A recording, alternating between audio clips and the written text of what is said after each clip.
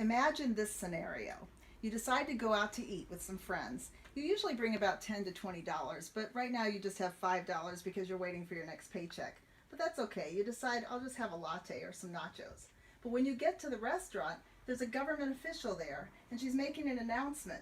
She said there's going to be a new system in place to make it fair for everyone because in the past, not everyone has had the same amount of money in the restaurant. She's going to make sure that everybody just pools the money together, and then she, who's in charge of the We the People committee, is going to distribute the things according to her best judgment. You're shocked, but you comply. After all, her guards are around the restaurant pointing guns at you.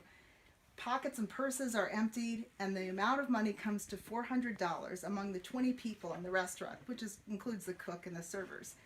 Well, then she decides the government official will take the first $100, and the rest of the $300 she'll distribute to the patrons in the restaurant and the workers. Everyone gets $15, and this will make it fair. In the kitchen, she's already confiscated the ingredients and redistributed them and reset prices. So now the menu's really simple: cabbage soup or potato stew, and it will cost $15. You'll have the money to pay for it now, so it will be for the best.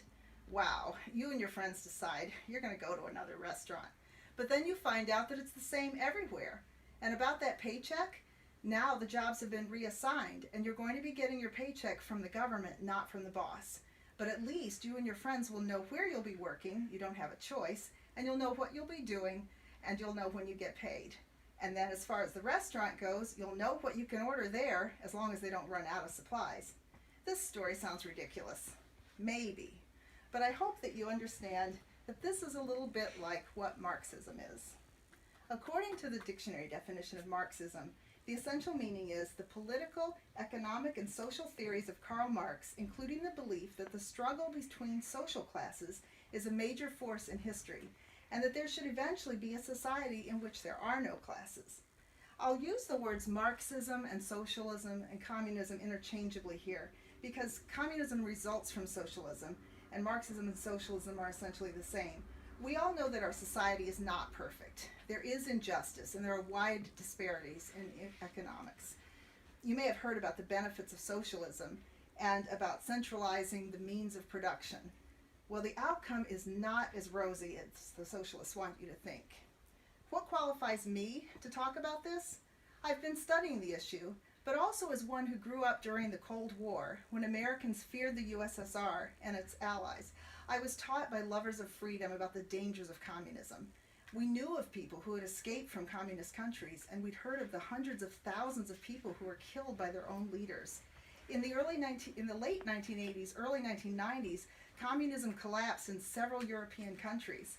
Visiting Moscow in 1991, I witnessed firsthand Russians experiencing the new breath of freedom, as they were calling it. Now in America, the ideals of Marxism are favored, not only on college campuses, but all around.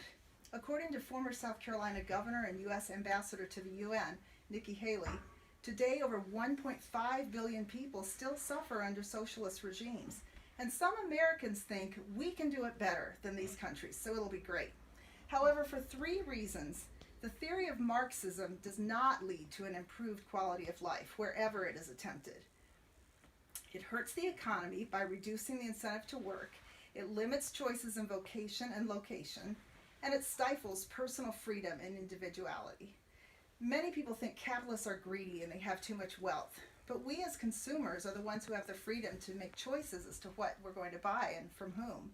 Letting the government distribute money and property reduces the ingenuity of people. Look at how since government stimulus checks and increased eligibility for unemployment have happened since COVID, the workforce has declined. Help wanted signs are everywhere, and container barges sit in ports with merchandise not being delivered. Second, socialism limits career choice or places to live and travel. By contrast, we have so much decision-making power here in America. We tell children they can do anything they want to do, and they can. But in communist countries, the choice of occupation is determined by test scores and predetermined tracks.